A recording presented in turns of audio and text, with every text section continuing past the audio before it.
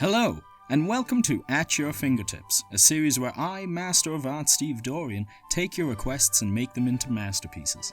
Art is quite simple. All you will need is the hands Allah gave you and these handy tools. A laptop.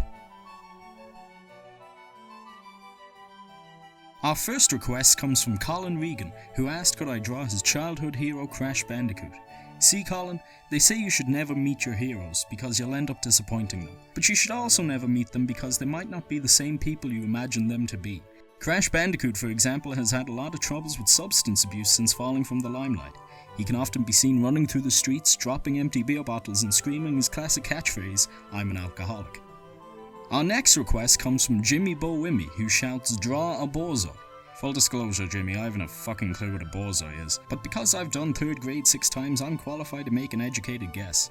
A bozo, from my understanding, is a Brussels sprout, but cooler. And that is one cool Brussels sprout. Dana asked me to draw a dog with a really cool hat. Drawing a dog is really simple, you just have to draw a cat with your eyes closed. As long as you have an appropriate amount of limbs and some semblance of a head, you've got a dog. And now you may be asking why this dog is so sad. Well, his wife died a couple of months ago. He says he's okay, but he just hasn't had the same energy about him recently. He hasn't been showing up to work, he's not returning his calls, he's been posting a lot of Kierkegaard quotes on Facebook. But that's okay, because he has a really cool hat. Fantastic. Our next request comes from Ben, who wants a self-eating hot dog. In 1694, Jacob Bernoulli first described the concept of a self-eating hot dog as an example of an infinity lemniscate. The inverse of a hyperbola frankfurter, the plane curve of the hot dog can be defined from the given points f1 and f2 at a distance 2a from each other, with the locus of point B giving us pf1 times pf2 equaling a squared, and allowing you to eat it forever. If your infinite hot dog does not apply to this equation, I wouldn't touch it. Toys and Doodles asked for a duck version of Duke Nukem. Duke Nukem is of course the famous litigator from the 2005 Pearson v. Chung case, in which Roy L. Pearson sued the Chung family over a pair of missing trousers. I'll draw Mr. Nukem with his famous line, "Libel!"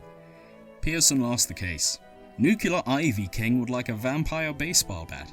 As we all know, a vampire's power comes from its velour-lined cape. Not only the cap to a stunning fashion ensemble, it also grants the user with bad teeth and a low melanin count. I spent a great amount of time to make sure the texture of the cape was just right. Of course, Vampire Baseball Bat doesn't go anywhere without his best friend, Mummy Basketball. Pierce wants a toilet hedgehog. Don't we all, Pierce? Thank you for watching, and make sure to leave your masterpiece requests in the comments below, or tweet them to me at LemoneyFreshTwit.